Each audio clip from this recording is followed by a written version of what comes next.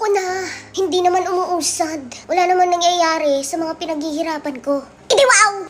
Ganito kasi yun, Mars. Bakit ka ba dyan napipressure? Hindi naman kontesan to para makipaghabulan ka.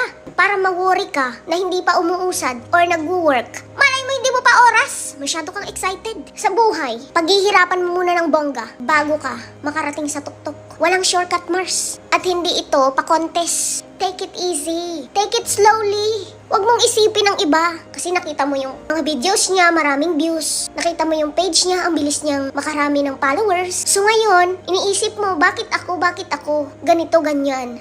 Kasi nga, pinagkukumpara mo yung sarili mo sa iba. Just be happy for them kung mabilis silang naka-reach ng 100,000 followers, million followers, because nakatanda na sa kanila yun. Baka ikaw na yung susunod. Kaya be grateful, be thankful, para mas lalo kang paulanan ng biyaya. Malay mo bukas, ikaw na pala yung susunod. We never know. Kaya stop comparing yourself to others kasi hindi siya nakakatulong. Nakaka-stress. Pag ba ikaw ay tumigil, may mangyayari ba? Wala. Kapag ba ikaw ay tumigil, dadami ang followers mo? Hindi. Kapag ba ikaw ay titigil, dadami ang views mo? Wala. Kasi tumigil ka, hindi ka nagpatuloy. Kaya keep going no matter what. Because I believe in you. I believe in your talent. May talent ka, Mars. Gamitin mo yan. Sit back and relax. One day, you will get there. You just have to be patient. Char!